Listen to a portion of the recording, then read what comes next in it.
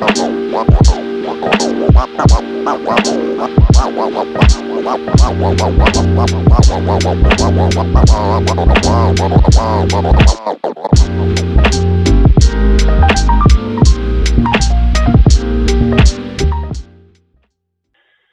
and welcome to another episode of The Edge presented by The Bluntness. I'm your host, Gregory Fry, Executive Editor over at The Bluntness, and today we have an awesome guest, Guy Rocourt, CEO and co-founder of Papa Barkley out in California. Guy, thank you so much for joining us. How are you today? Thanks for having me. Doing great. Another great day in the cannabis world.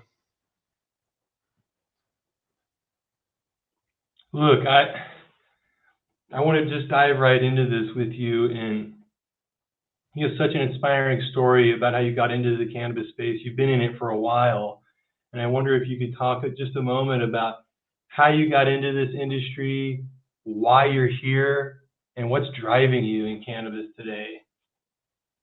Yeah. So I got into cannabis through advocacy. I was in entertainment and I worked for Montel Williams, talk show host. He had just come out with his MS. Started advocating with him. I may have used cannabis here and there personally, but my younger self, was in the military. Then I immediately went into filmmaking. So not a whole lot of activity, but when I saw Montel's story, started to really realize the true medical aspects of the plant. I then subsequently got a job in California working for Paramount, still in entertainment. But here we already had 215 going on. This is about like 1997, 1998. I met my grow partner at the time who had Crohn's disease. So again, really getting into understanding how cannabis works with these autoimmune diseases, including cancer, which is essentially an autoimmune response. And so, yeah, doing that deep dive in advocacy. But of course, I started a small 2-lighter, and 2 lights become 4 lights. At the time, there was these no doc loans, and we're like setting up these grow houses. And I realized that perhaps advocacy and safe access are not this. You got to pick one. There are people that are great advocates and people that can grow some cannabis and become, and provide that safe access. So I decided to focus on cultivating, working with dispensaries in the Los Angeles and Southern California area for about 10 years. And then I, about 2010, 2011, learned how to make a vape pen formula. Of course, sending vape pens out is a lot easier than sending flower product out. And back then, people barely knew what e-cigs were in general. So, of course, I get a lot of traction with these products, a lot of people trying to throw money at the situation. And California had just failed Proposition 19, but things were happening in Colorado. And so I got a couple of inbound calls from friends in New York looking to invest. And, basically partner with some folks, set up a company in Colorado doing vape pens right as adult use came out. We ended up buying a distressed asset. I realize now that means pushing a legacy provider out, things that I wouldn't do, lessons learned in the industry. But we did buy this lady out for not a bunch of money, converted what was a bakery into a Class 1 Div 1 light hydrocarbon lab, and started making light hydrocarbon vape pens. And like I think many cannabis providers, I had been denied, or cannabis scientists, I've been denied technology, rotovapes, short path distillation machine, just basic equipment that we have for fractionating oil in the world was very difficult. And even after we got a license, there were certain companies that would not partner with us in terms of equipment because of insurance, and they still felt it was weird. And luckily for me, I met my partner at Papa Barkley and had this aha moment that, wait a minute, what really got the movement here and what got us through prohibition wasn't these like over-refined products, but things grown in grandma's garden and made in grandma's kitchen.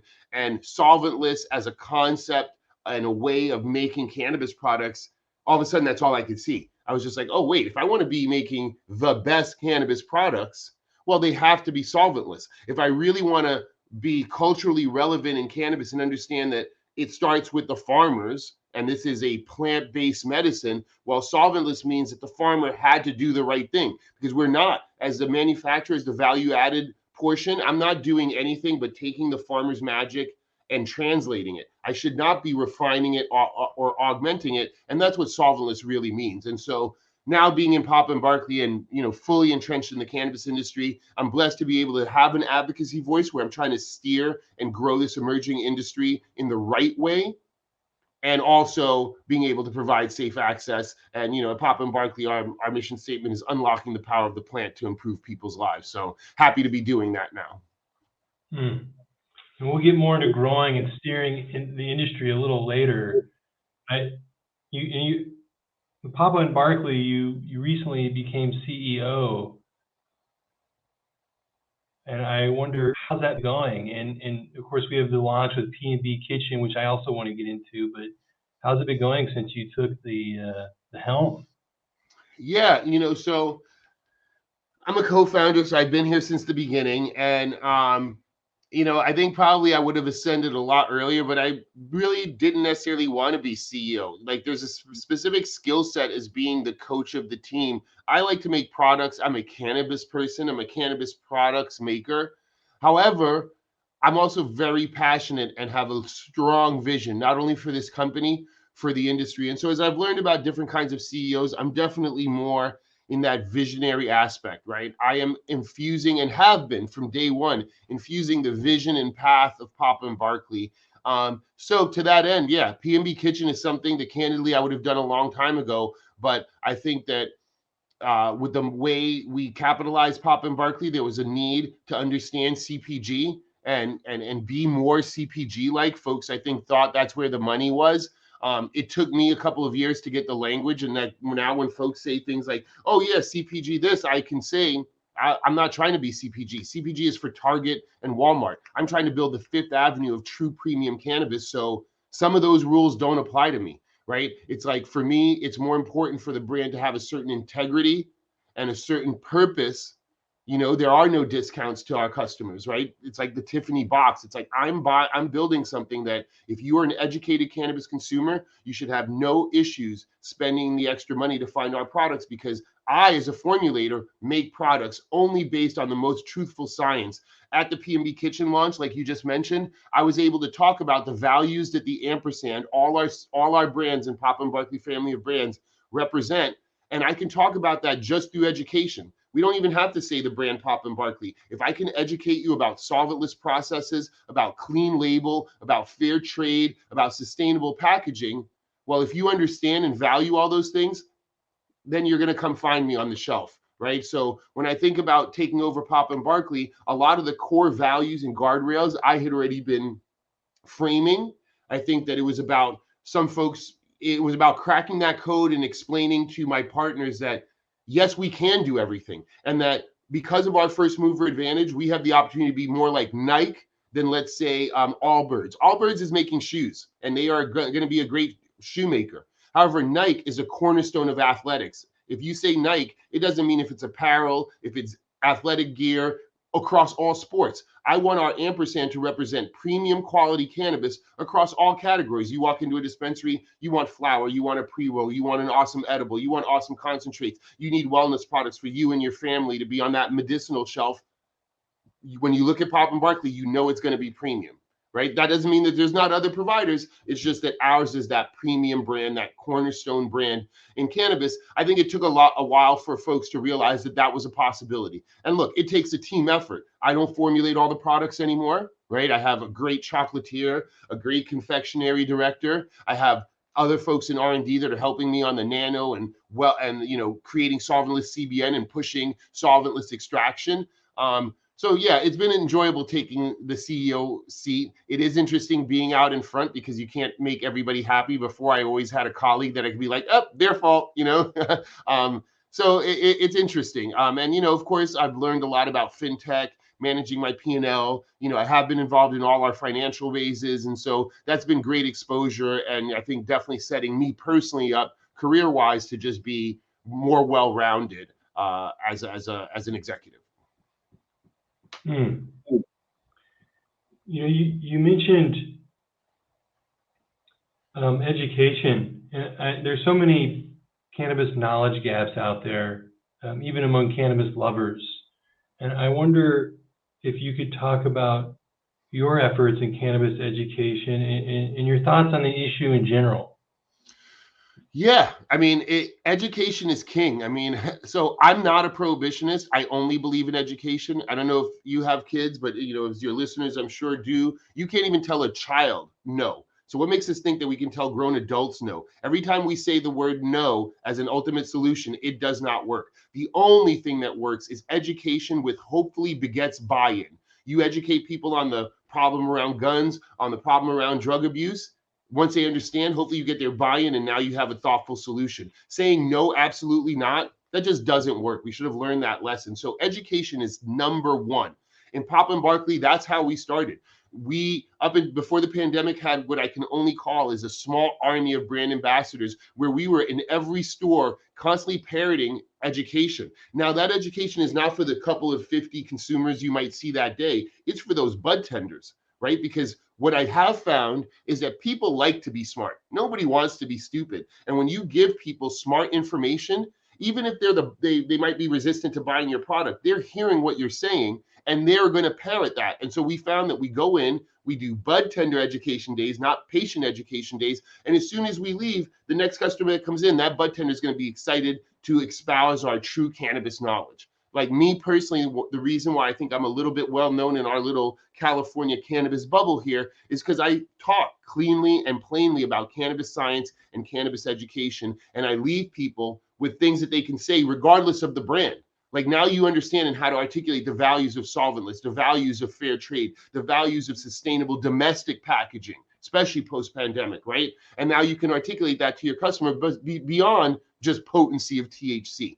I've also engaged with the Green Flower folks and have been creating some modules for an educational program they're rolling out. One of the first activations at Papa Barkley, you can still see this on YouTube, was a little series that we had called Plant Made, and we're going to jump right into essentially, I think, what the Green Flower people are doing now. I think earlier I said we can do everything. We can't do everything, right? So our media arm, in terms of like really wanting Plant Made to have been an ongoing series, or, you know, comparable to the kind of work you do, probably not our strong suit. So, you know, with the help of like Kyle at 420 Interactive, I've been going on a lot of shows like this and basically using your platform. So again, thank you for having me so I can share that voice, because even now I consider this education and thought leadership as, you know, I share just the values of Papa Barkley and my personal views on where this industry can go. Sure. And, you know, you guys are out in California, and I wonder if you could comment for a moment on the current challenges and opportunities with California cannabis specifically. What's on your radar there? Yeah, it's really difficult. And, you know, I often cite this thing that I call cannabis shame. And it's something that we all need to really understand. All of us, if we're still alive right now, if you're alive now, that means your entire life from day one, you've been messaged how bad cannabis is, right? And if you're not doing and this is true of all systemic bias, by the way, but if you're not actively doing work to deprogramming yourself, if you think, oh, it didn't affect me, that's wrong. That's not fair. That's not accurate. We are affected by the media and the things and the messages we consume. And even when they're not important to us, like when you were young and cannabis wasn't important to you, that's when the messages were sinking in.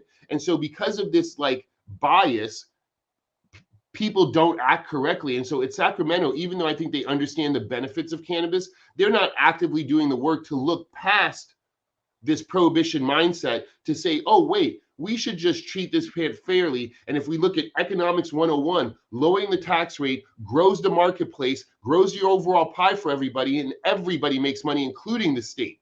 Right now, the state has a chokehold on us with, you know, several different tax schemes that are already ridiculous to navigate, ladder up to some people say an aggregated 70% effective tax rate. Let's assume that's on the exaggeratory side. But even if it's north of 30%, that starts to allow outlaw behavior. And we have the traditional market still alive, still causing friction, still causing awful things to happen around cannabis. Because, as you know, these nefarious acts don't happen because of the plant. They happen because of unregulated behavior and unregulated profiteers. The only way to get rid of Al Capone is to get rid of alcohol prohibition. The only way to get rid of some of the bad things happening in cannabis is to fully regulate, tax and regulate, like alcohol, tax and regulate in a reasonable manner as the people have voted for. People want safe access to cannabis. Safe access means reasonable pricing. Right now, the consumer is the ultimate payee of all these taxes, to get their medicine. And so now many of them are still forced to, especially the medical patients,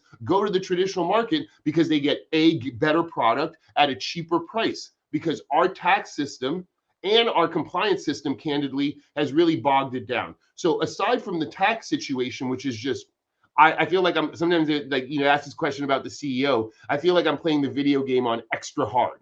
Like, I turned it up to max difficulty because navigating a company, and I'm proud to say to all the folks working in cannabis, being at the helm of a company right now in California, you have to be at the top of your game, from supply chain issues to human resource issues to compliance issues.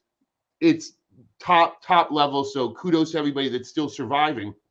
But, going back to the original point, I think that on the manufacturing side, on the compliance side, there are certain products that are even not able to get to dispensaries, right? Because it takes so long to move through the compliant process. Now, I would never advocate for not testing, or consumer safety always has to be job one. However, I think we could look at this and see that some of this stuff is just CYA type behavior from the state. So I hope that this summer session that, Mr. Newsom and other folks in Sacramento are going to do as they have verbally said and give us some relief by either abating fully the cultivation tax, maybe pushing the excise tax to the retail end. That would be my favorite as a value-added producer. But at the very least, let's give these farmers a break by pushing off that cultivation tax and at least letting the top of our supply chain put out products in a way that are more reasonable, so that even if there's a tax burden, the consumers can have reasonable pricing at the dispensary, so that we can start to draw them away from the traditional market. Oh, well, I'm sorry. I will say one last thing. Also, I hope that as the law provides for, some of these counties where old stodgy people on their boards are flying in the face of Proposition 64 and denying safe access in those counties, I think the government has said and will relieve that, because we have 800 dispensaries right now, active dispensaries approximately. During the traditional market, there were north of 3,000 dispensaries. We do not have enough coverage for the people of California. That was not the point of the law. And so hopefully these tweaks can be made, because I think that'll also help grow the industry. Man, there's a lot going on there, and a lot of important issues that need to be addressed in California and other markets. And I wonder, what would you say to other cannabis operators, current or future? What advice or encouragement or insights would you give them? Not just for running a successful business, but also, pushing for these sensible policy reforms. Yeah. Well, one, I would say the fight is not over. So I don't want to offend anybody, but when we think about like this notion of the CBD side, or people want to say a hemp business, I want to say to those providers right now, that is not an industry, and that is not a business, and you're not valid. There's only one cannabis plant that has medicine. There are varietals of the hemp plant, and they all, I'm a student of Jack Herer. We need all of it, right? However, when we talk about creating trichomes for medicinal value, or I don't really like to say recreational, because I look at cannabis as complete wellness. So another advice to folks is, don't allow this continued bias, right? These words that have been foisted on us, from the word marijuana, okay, to the word to the notion of adult use or recreational no. Okay, cannabis is wellness. It's not like alcohol. It's not like pharma. It is something new. And most of us who use cannabis regularly understand that it is a wellness thing. Okay, and cannabis has an inherent ability not to be abused, right? When you become a normal cannabis user, there's only a max. It's not like you're not going to get blackout drunk like you do on alcohol. It's not the same thing. There's no OD component of it, right? And so when we start to think about that, I look at it as all wellness. Having a glass of wine to me is also wellness. Taking stress off is the number one preventative medication that we can do. So now, understanding that cannabis is wellness, I would say to folks that are coming into cannabis, one, cannabis is part of a larger, greener movement. So if all you're talking about is money making, you're probably in the wrong industry, and I hope that you meet with resistance. If you're coming in with an open heart to try to actually be additive to the world and create value-added products that actually benefit people, now you can be in cannabis, which then means How is your product not clean label? Dispensaries, where we dispense our product, by definition, are wellness centers. We call them dispensaries. We don't call them liquor stores. We don't call them marijuana stores. We call them dispensaries. And so having some attention to detail that you are creating good products, products that are good for people, wellness products, not adult use products. I don't need Fruity Pebbles. I need things that are good for us. Good for us should be fun. Like, there is a recreational component to cannabis. I will cop to that. But for new providers coming in, please get your heart right.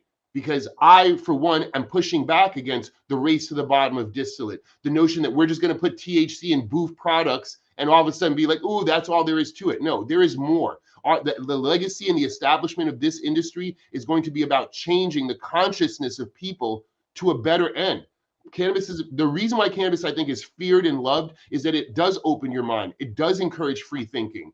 So if you want to be a provider of this magical plant, be ready to do it the right way, or be ready to meet with resistance. And so for those operators who are already deployed and think that cannabis is just biomass to be boiled down to the single active pharmaceutical ingredient THC, that's incorrect. And that is now an unsustainable model, because the truth is coming out. People are getting educated on cannabis, the trichome, and where the medicine is coming from, and understanding that it's a natural medicine and a natural plant-based thing. You need to make products that are in line with that. Anything else is just a play for money and not sustainable, my opinion. Well said. Wow. Hang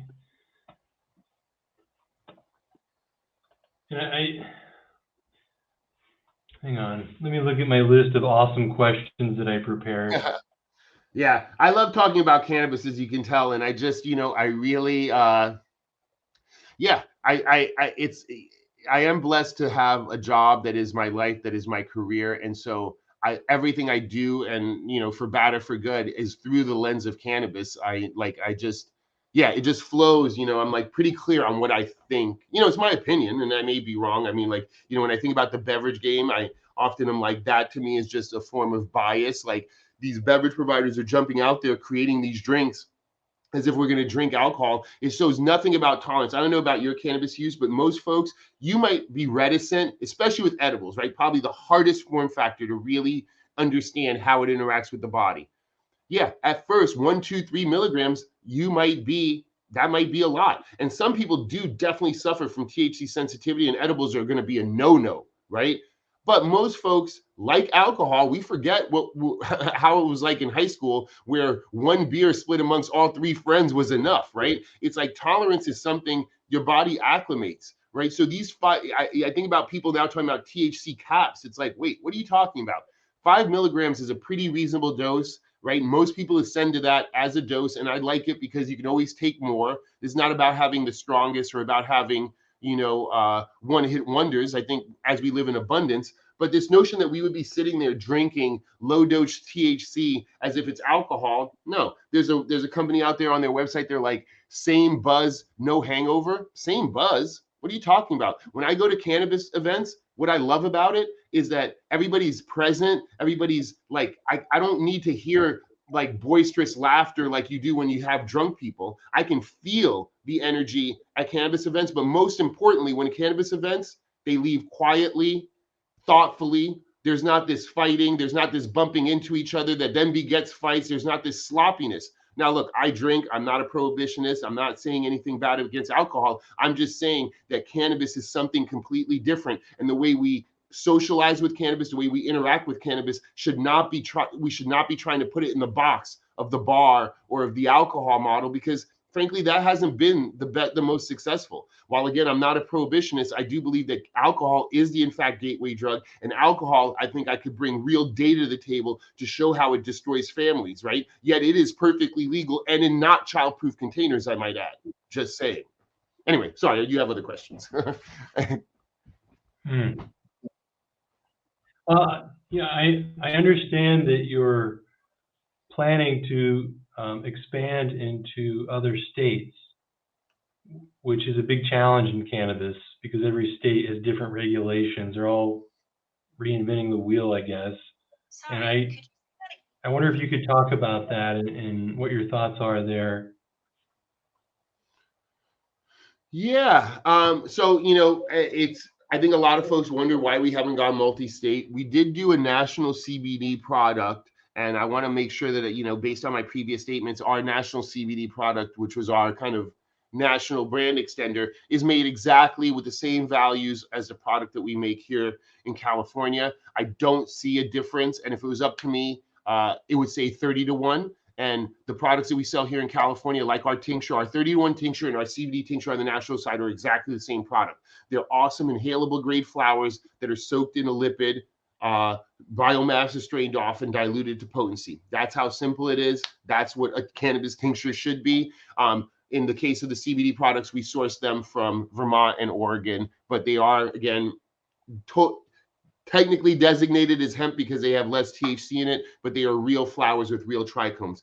That being said, when we were first Papa and Barkley, that was the original wellness suite, it seemed not worth it to go to these smaller markets in terms of just the effort to go via the potential revenue as they were emerging. So we continued to just build our roots and build our brand in California. Now that we are a family of brand with P&B Kitchen and Papa Select, our basket and our overall offering makes a lot of sense to enter marketplaces, right? So this year specifically, well, I think it really started last year at MJ BizCon. We started to try to think about what our multi-state strategy is, right? And like most people, there's two paths. We have a path to raise extra capital, potentially recreate our footprint like we have here in Humboldt by creating manufacturing facilities in different states, or we can potentially get some licenses on our own, or some co-manufacturers, or some kind of licensing deals, and maybe operate just the sales and marketing. The other option would be to partner with a large multi-state operator that's already deployed in those states, have them come to California, use our apparatus to deploy their other brands, and vice versa, deploy Papa and Barkley. We're looking at both models. I'm not sure how it's going to work. I do think that we will be in another state by the end of this year, at least announcing that we're coming to another state at the end of this year. I think that'll likely be Massachusetts, because that does seem to be a state that has it has the largest capita.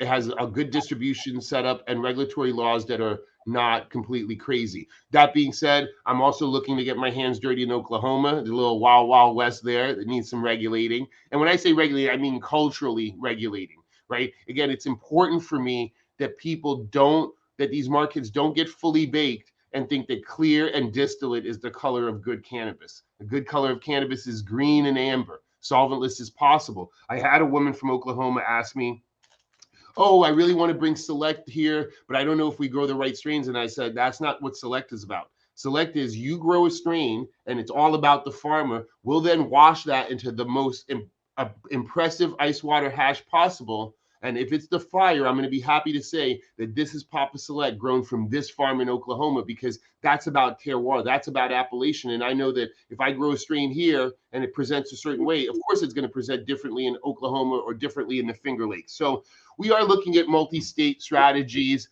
I believe that, it's just about how we do it. But I think my first mission was getting our profile right, getting into all the categories and really defining this ampersand, this logo. What is the Nike swoosh? Well, it's a logo. We all know what it means now, right? And I remember when we started Papa and Barkley, there were some folks that were like, well, what makes you think that's a good logo? What makes you think this is a good brand? I'm like, it's like a flag, like our American flag. It means nothing until people put effort behind it and people put their values and defend those values to the end, and it starts to mean something. So at Papa and Barkley, we've clearly been unlocking the power of the plant to improve people's lives and defending cannabis culture, defending solventless, defending grandma's plant, as it were, and grandma's formulations in the face of a race to the bottom, in the face of my gummies are $16, but distillate gummies are $8, and the consumer has no idea what the difference is. The retailers seem to have abdicated their response. No, I shouldn't say that. They're under pressure and have their own business. But the point is, we have been strong defenders of a specific high quality premium type cannabis. I wanted to make sure that it was across the board and that our verbiage and that my way of thinking was accurate and correct. And now I'm ready to share it with the nation. That's pretty much where we're at. Yeah, I'd like to steer things back to P&B Kitchen before we go, which really seems like the culmination of your vision and where you've been going with Papa Barkley. And I wonder, this lineup of artisanal, fair trade ingredient products. What can you tell us about the P&B kitchen line? Yeah, no, P&B Kitchen, as you put it, is the pinnacle of everything, right? So we started with Papa Barkley topicals, what we call the first conversation. No matter how ardent a naysayer you are, you put this on your joints. It's not psychoactive, but yet you get that magical plant relief, right? That's the first conversation. We then came out with Papa Select because I wanted folks to know that here we're creating these topicals, but we also know how to make 100% awesome, award-winning quality extracts, recognized. So we were sweeping first, second, and third in the various cups here in California with the concentrates. Now, P&B Kitchen is that middle, that lifestyle brand that is accessible to everybody, but it contains the values of the ampersand and the values of its sister brands. Everything is solventless. Everything is clean label. Everything is fair trade. Everything is in sustainable packaging. Everything still kind of, would never try to mask the taste of cannabis. We're trying to elevate the taste of cannabis. So everything tastes awesome, tastes great, but also tastes like cannabis, right? Because as it should. And we have awesome gourmet flavors. I can't take the credit as a formulator. I have to shout out Jonah Ginsberg, our chocolatier from Humboldt Chocolate fame. He's been a chocolatier forever, had a company here called Humboldt Chocolate, and now creates these awesome filled chocolate bites, awesome chocolate bars, chunky chocolate bars with all kinds of inclusions like sea salt, dark chocolate sea salt, or raspberry quinoa crunch, or toasted coconut almond. On the gummy side, we have great flavors like pineapple ginger, lychee, sour peach. I should also say Lindsay has created what I call a small miracle on the gummy side. I always knew that when somebody says strain-specific gummies, that means that it's strain-specific. Strain-specific strawberry gummies is a joke. That's maybe single source. Maybe it came from one plant type.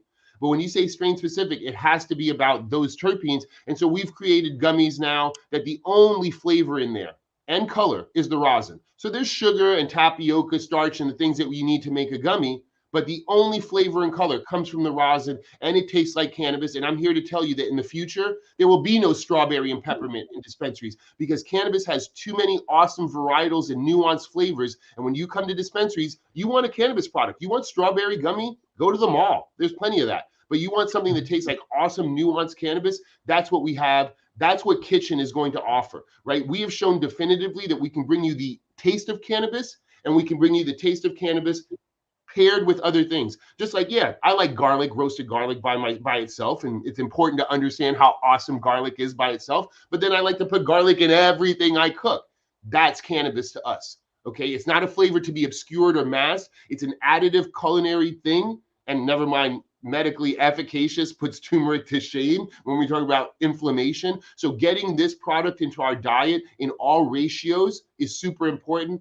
That's what Kitchen is about. I hope to come out with savory treats under Kitchen, right? It is P&B Kitchen. We are going to create the premium line of edibles that have all those values of clean, solventless, good for you wellness, where this is going to be heart medicine that you're eating every time you take it. So I'm super excited about it. And the future looks bright for it because I think that people are starting to, it was already in the zeitgeist what we eat. We no longer eat white sugar or white bread. We're looking for the 7-grain breads. We're looking for the raw sugar. We're in the zeitgeist as people already looking for unrefined products. So why would cannabis start over refining, right? Kind of like alcohol post-prohibition, where we lose our palate and because we were drinking milk and soda and we end up drinking sweet fortified wines. And some people say that it's only now that American winemakers are getting their palate back. Well, why would I do that to cannabis? Why would I lose craft and taste in the face of legalization to get it back years from now? No, we're going to keep it now. We're going to educate the people. We're going to meet the consumer where they are. And what I often tell marketing people is, yes, we need to meet the consumer where they are. But the only people qualified to do that is those of us who know where we're going, because this industry is not fully baked yet. No pun intended. We need more Guy Rocourts in this cannabis industry. And I say that, I mean that. And I wonder if there's anything else you'd like to add before we wrap this up. Well, I want to thank you for the platform. I always appreciate having the ability to share my voice and thoughts. I am passionate and I'm opinionated. But I would say it does come from a place of love. And at Papa Barkley, we have an expression called best in class. And people would often be like, well, what does that actually mean? So for us, we define it as if you know better, you do better. And if I've said something inaccurate, I don't look at mistakes. I only look at lessons learned. At Papa Barkley, we make no mistakes. We only learn lessons, and some of them are hard. And so if somebody has, I'm always open as a scientist to hear some corrective statement, because I don't look at those as ego bruising or as diminishing. I look at those as lessons learned, and they get a big thank you. So while I am passionate and I have a very clear direction, I just want folks to know that at Papa Barkley, we're also looking and feeling through the world and are not closed-minded. And if there's a better way of doing things or something we've missed, please let us know, because we want to grow with folks and grow with this world. Right on. Hey, Guy, where can people find you or Papa and Barkley online? Where do you want to send people? Yeah, absolutely. So, we're all over the uses, but, papaandbarkley.com, P&B Kitchen is going to be found currently at papaandbarkley.com. I don't believe we've broken out into a full website yet. Papa's Select has its own website. And of course, everybody has their own IG and I believe TikTok page. So at Papa and Barkley, at Papa Select, at P&A&D B Kitchen on Instagram, TikTok, and all those socials. We're here in California. If you're not in California, you can find our products online. They will be CBD rich, but remember, they have the same values that our products in California have. They are tested to the same standards that we test in California, even though that's not required. Folks should know that on the national side, I should just say, as much as it sucks, I'm very proud to say that California cannabis is the cleanest thing you can put in and on your body. Like, MRSA testing is well above generally regarded as safe. And because we test final form, everything in the product is tested like that. So whether it's my sugar, my corn, I don't use corn syrup, but whether it's my sugar or my tapioca, all of it is tested to this high level, well beyond generally regarded as safe. And we apply those same standards to the national product. So if you are not in California, you can find that. If you're in California, you can find us in over 85% of the dispensaries. We're on a couple of the delivery platforms like Glassdoor and so on. So look around. You can find me at Guy Rocourt, Guy spelled like Guy. Look around for us. We're there and we're happy to provide safe access. This has been great. Thank you so much for your time today. I'm going to sign off, but if you could hang out for another second before you go. And if you made it this far, thank you so much for taking your time with us. This has been another episode of The Edge presented by the Bluntness, and with my amazing guest, Guy Rocourt. Thank you so much for your time today. And if you want more bluntness in your life, you can find us at thebluntness.com. We're also on social media. And thank you again for joining us.